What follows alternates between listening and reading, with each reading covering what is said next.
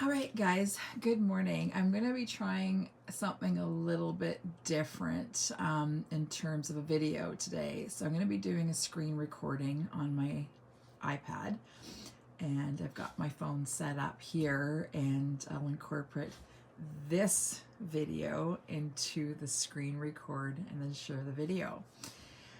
So last night, I like to go into the Mining Review archives. It's located, you can find it on the Open Library UBC archives. All the different papers, by the way. Not all of them are scanned or listed. However, there is quite a remarkable amount of papers that are scanned, and you can look them up. And I like to go back to, on this day, what the Mining Review published on this day.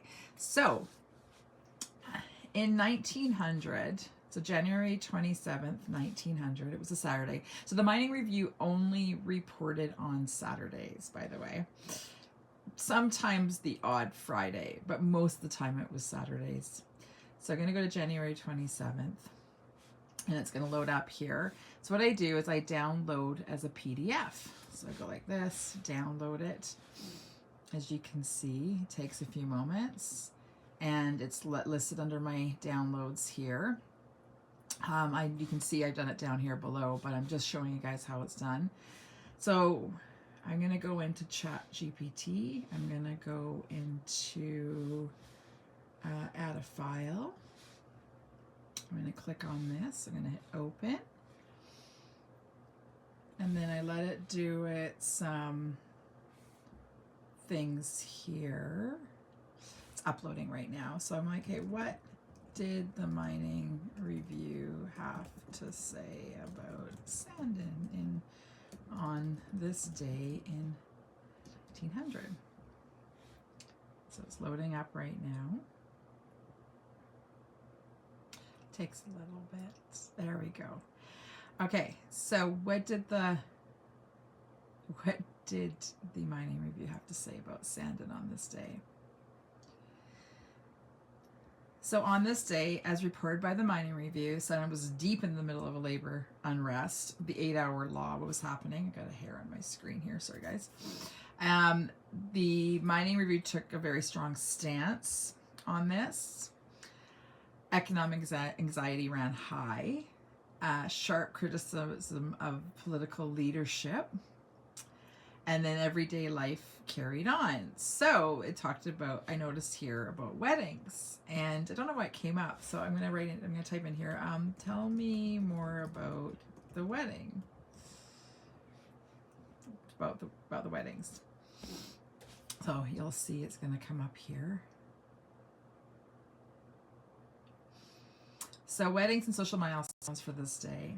So one of the most detailed personal notices in the paper records a wedding that took place just days earlier. The wedding took place on Sunday, January 21st, 1900.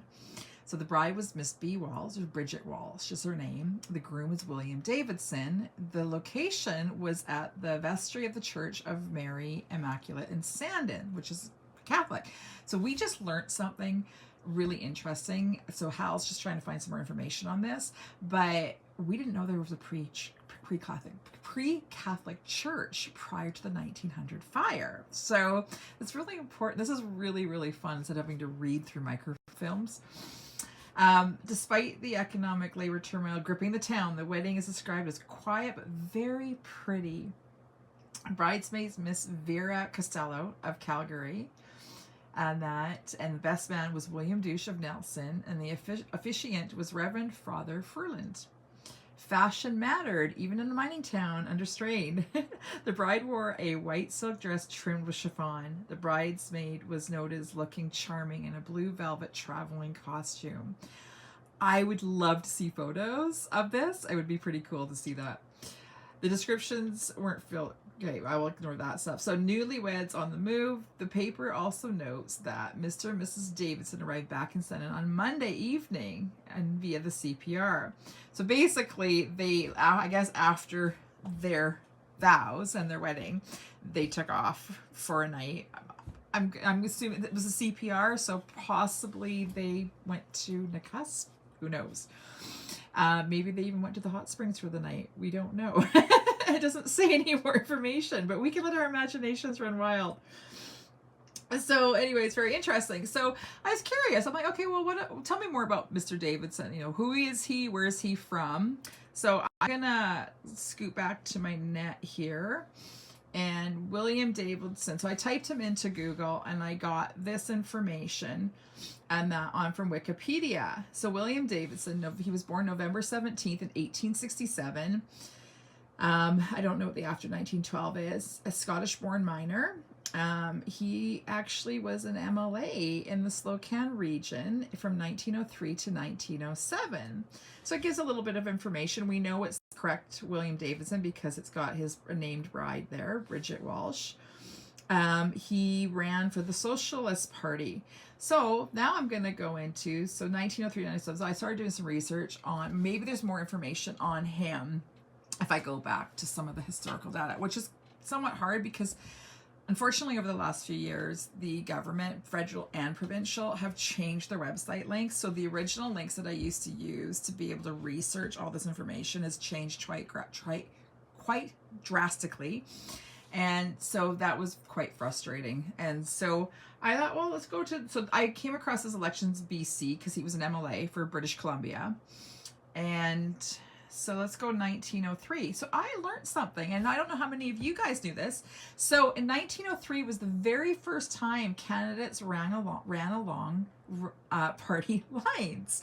So previously they were considered nonpartisan when they ran prior to 1903. So interestingly enough, William Davidson, he aligned himself with the Socialist Party, which was brand spanking new in that election. So let's scoot over to the first BC provincial election involving this. So this is on the Legislative Assembly of BC site. So the first BC provincial election involving political parties. The provincial Conservative and Liberal parties formally emerged at separate pre-election conventions in 1902. Prior to that time, MLAs had not aligned themselves with a political party, preferring to form alliances with each other based on personal relationships and interests rather on than on policies or principles. So this is really, really interesting. So the 1903, the election included candidates from the Conservative Party, Liberal, Labour, and Socialist parties. And it just tells you who won it out and stuff like that. So two of the Socialists ran, which we already know William Davidson won. He was elected. All right, so let's go to this site over here. So William Davidson was very, very much involved. Oh, before we do that, I'm actually going to show you guys this. Go right here. Okay, so I went back to I went to the Nelson Daily News because the Nelson Daily News has papers that date way, way, way back. It's pretty cool. And they did a lot of stuff in the region as well. So I saw this ad. Please note that on account of the election, our wine and liquor department will be closed all day on Saturday. So Saturday was the election. So this particular article was on October the 1st, 1903. And the election was October the 3rd, 1903. All right. So McLean will be blah, blah, blah. While Davidson, Liberal will be an easy winner over Hunter, Conservative, and Slocan. So they already predicted this. So this is coming from the October 1st edition. And then, of course, in that, they tell you Slocan, William Davidson, the Labor. I guess the Labor and the Socialist Party were pretty much the same in their minds, but it's hard. Anyway, we won't get into those details. William Hunter, Conservative. And then, of course, this was the day of the election. So this was on January 3rd of 1900, and that they came up with the results, and Davidson, he won the election for the Slocan region. And this is how the vote was done. So the vote was done based on this. So there's Slocan City, Winlaw, Enterprise, Silverton, New Denver, Rosebery, Three Forks, McQuiggan, Sandon, and the Cusp. And look, so I'm assuming he was in Sandon. I would make that assumption, and that. So I bet you they probably wanted an MLA to be representing them, because look at the majority. If you go back, if you look at all of this, you can see that it was close to some degree, but Sandon definitely was in favor of Davidson. Now I'm kind of curious who the personalities who voted for Hunter were. And okay, so this is something I'm going to show you guys later after that. So now we're going to go into the census. So right here we've got William Davidson census. So this is, okay, so this is the 1911 census. So I wanted to figure out, so just to kind of, to backtrack a bit, I found out that Davidson didn't try to, he ran for re-election in 1907 and again in 1912, but he didn't win. Okay, so that's what left off. So 1911 census, he's still in the Kootenays, so he was still in the region. Whether he was in Sandon, we don't know. Still looking up that information. So there's a really, really cool thing. So I was curious what William Davidson did here in Sandon while he was. So we're going to go to, do I have it here? Sorry guys, I thought I was more organized than this. Boom, boom, boom, go back to my images here. Oh, that's something else. That's, oops, yeah, sorry guys. I'm kind of going all over the place. So this is their marriage certificate that I was able to find, which I think is pretty cool. It tells you William Davidson, 34 years old, Sandon, BC. Aberdeenshire, Scotland, single, minor. Name of his parents are Andrew Davidson and Margaret Irving. Bridget Walsh, 29 years old, Sandon, BC. Birthplace, it looks like Ontario, township of Peterborough. A spinster. Love their parents are John Walsh and Catherine Blackburn. It names the witnesses, which were the bride and groom, or the bridesmaid and the groomsman. And Nelson, BC, it was in that January 21st, 1900, Presbyterian, Catholic. So so he was Presbyterian and she was Catholic. So it's interesting that he decided to go and go under the Catholic laws of marriage. Yeah, so this is really cool information. But anyway, that kind of got me sidetracked. Sorry, guys. This is how excited I get. All right, so we're going to do something else here. We're going to go back to the internet here. We're going to get out of this. We're going to go. So I've screenshot. Oh, there we go. So there's a gazette called the Henderson Gazette, and it dates back actually quite a bit. So I actually screenshotted many moons ago. You can see the date here, January 14th, 2023. I was working on this project and I wanted to just focus specifically on Sandon. So this Gazette shows, we'll click on this image here and we'll go down to Davidson, and there he is right there, Davidson William Miner. So he worked for the Ruth Mine. So we got that information. So he was a miner for the Ruth Mine. So that's pretty cool. So there's really nothing more than that, but I was able to find, that's the Daily News. Okay, we already showed you guys that. That's just about the election stuff. So I was able to find when he passed away, and it was actually quite sad. So he died on October 30th, 1933, so during the Great Depression. But his gravesite, he died in Vancouver, so eventually he moved to Vancouver, which was not abnormal, by the way, that a lot of people left after the mining declined here and they never came back, especially during the First World War. So this was really interesting. It kind of makes me sad. So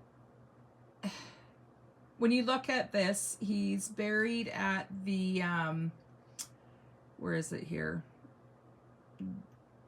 Sorry guys, I had the name here somewhere. Anyway, it's a burial site it's a grave site in Vancouver. I'll post the link, I'll post the name up here in the text. So many of you probably, if you're from Vancouver, you already know about this and where this grave site is. So he was buried, but unfortunately, he's also buried with 3 other non-related occupants, as you can see here. Jane Walker was buried there in the same plot, 1945. Sorry, unknown burial, but she died. Perry, which is the name of this person, in 1994. And then there's this one here that died. They didn't live long. Oh, an infant. Oh my God, I just noticed it. I didn't pay attention to the date. Oh, aw. I'm just gonna click on this. See, it's so easy to get into a rabbit hole, isn't it? It doesn't say who this is at all. Oh, that's really sad. But the gravestone is Perry. Yeah. Anyway, guys, so yeah. So William Davidson, he lived a good life. He lived as a miner. He was an MLA. Moved to Vancouver. His wife, I believe, she predeceased him, 1945, I believe it was. And I'm hoping to do some more research on them, because now that I have their parents' information, I might be able to find some more. So if you guys like this type of storytelling and you want me to share more of this stuff and stuff that I find, I'm more than happy to do this. I really, really enjoy this. And it actually helps me with my book that I'm working on as well, because I want to actually create another book in the future, which is the people that lived here, as much detail as I can find. And yeah, anyway, guys, let me know in the comments below if you want more of this stuff. All right, guys, thanks so much. And any questions, shoot them down for me. And if you happen to be in Vancouver and you're near this site, graveyard, go check it out. Let me know. Take a photo or something like that. Because yeah, I have visited other grave sites of the people that used to be here in Sandon. And mostly local, like at the New Denver Cemetery or the Sandon Cemetery or the Nelson Cemetery. Yeah. Anyway, guys, thank you.